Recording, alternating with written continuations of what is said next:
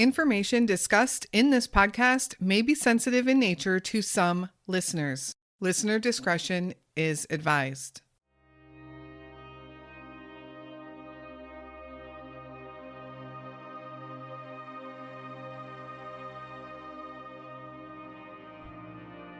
Randy Spring, at 28 years old, was a trained survivalist. He was a U.S. Army veteran, and he knew how to properly and safely hike and camp in the wilderness. Randy was also an employee of the California Department of Forestry and a volunteer firefighter. This young man knew his way around the outdoors. So no one was surprised when Randy decided to take a few days and go out on the Pacific Crest Trail and do some hiking. He wanted to specifically hike near the San Jacinto mountain area, which can be treacherous. But with Randy's experience, he felt he would be just fine doing that hike alone. On October 10th, 1988, Randy asked his mom to drop him off at the trail, which she did. It was 6:30 a.m. when he hopped out of her car near the Tipton Road and Whitewater Road area. Little did she know, that was the last time she would see her son. Randy never made it back from that hike, and searches turned up no sign of the young man anywhere. Randy had disappeared on the PCT. Where is Randy Charles Spring?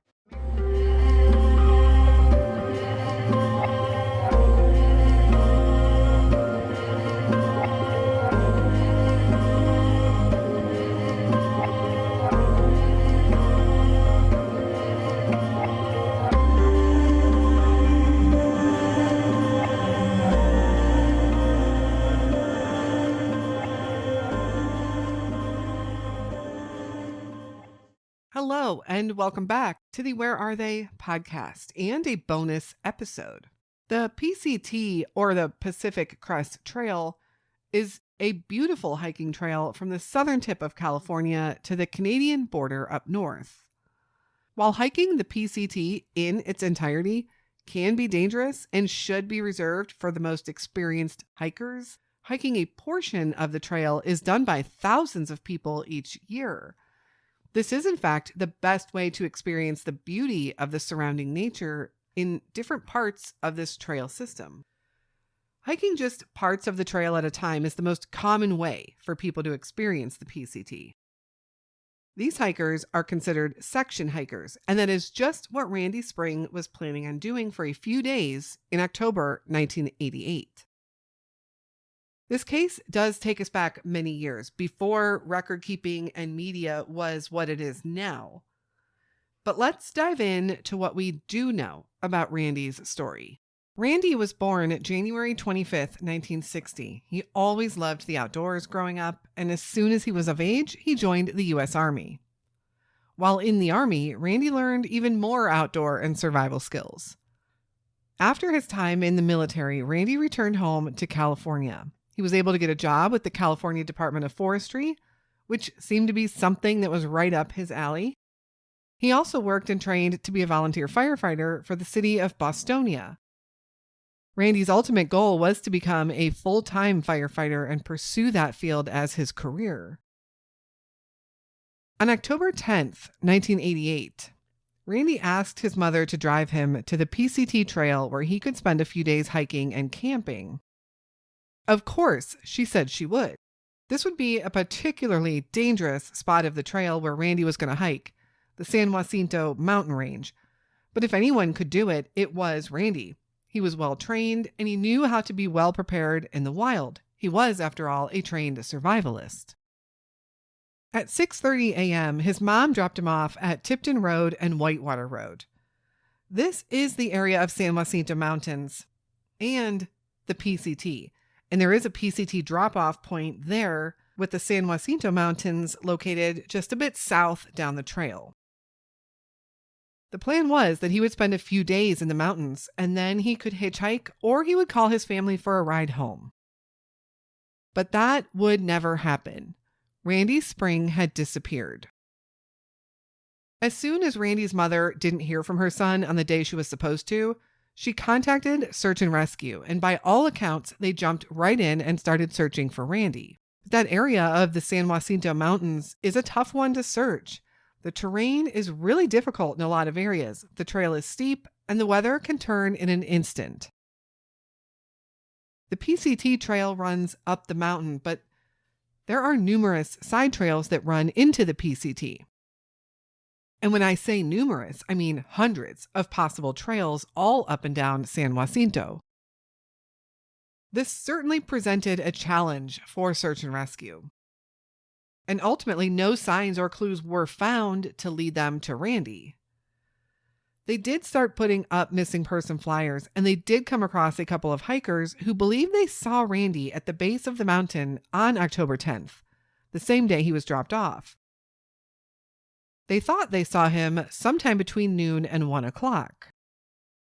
And it is a very probable sighting, but authorities have said they cannot 100% confirm that it was him. The questions here were numerous. Did Randy get lost out there? He only had provisions on him for a couple of days, but he was an avid outdoorsman and survivalist. Still, the San Jacinto Mountains can be unforgiving. Did Randy become injured? If so, where is he? Perhaps he fell down a steep embankment. There were plenty of those around, and maybe that was why he hasn't been found. There isn't a whole lot of information, if any at all, really, on the search efforts that were done to find him. Remember, it was 1988. But I am curious if they did indeed use any search dogs or helicopters, or what their efforts were to search during that time. Another thought was the idea that Randy might have encountered someone dangerous on the trail or in a car. Randy had said he would try and hitchhike home, and he had told his mother this when she dropped him off. Could Randy have ended up in a car with someone that would bring him harm? Hitchhiking was a lot more common back in the 80s. Of course, in today's world, hitchhiking is rarely seen and always advised against on both sides. We are told hitchhiking can be very dangerous, and we are also told not to pick up people hitchhiking. But 1988 was a different time in the United States. The San Jacinto area of the PCT is located in Southern California. Here's a description of that area from backpacker.com. The best place to experience the PCT's notorious elevation changes is on the traverse of the San Jacintos.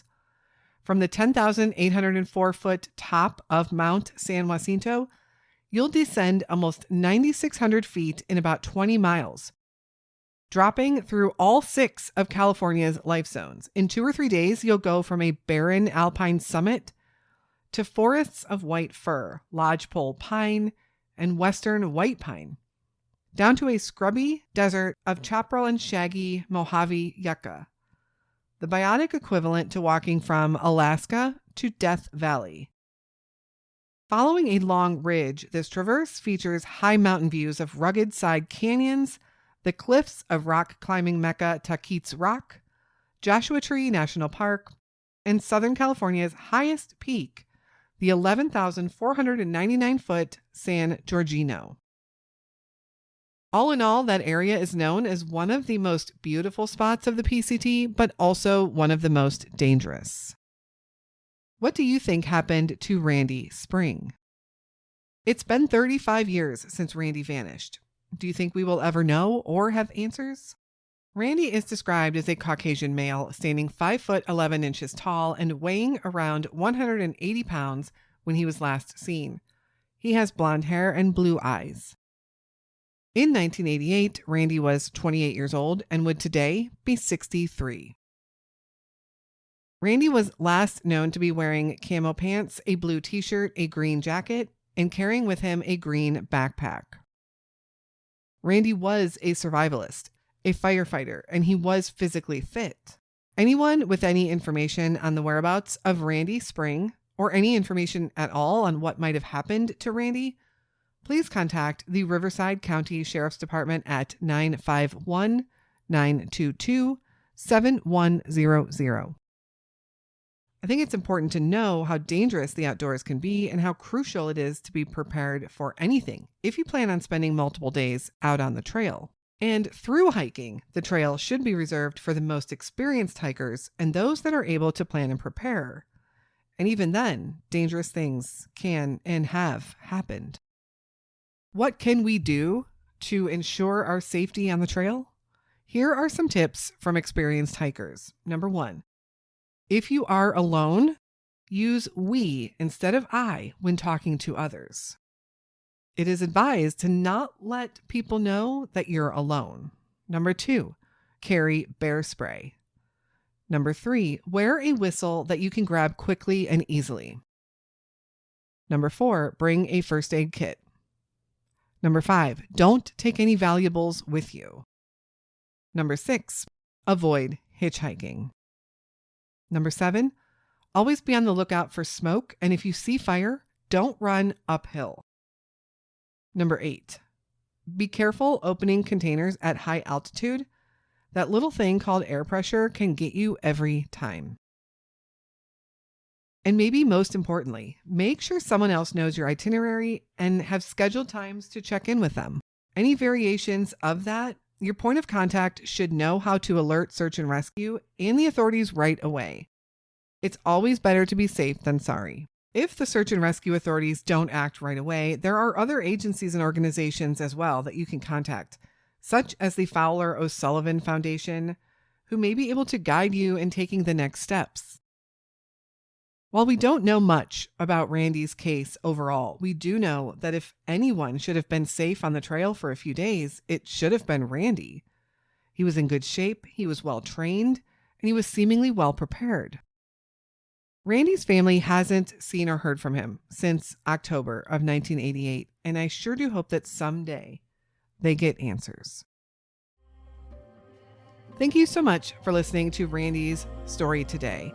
We will be back again very soon with another unsolved missing person case. And until then, stay safe and hug your loved ones.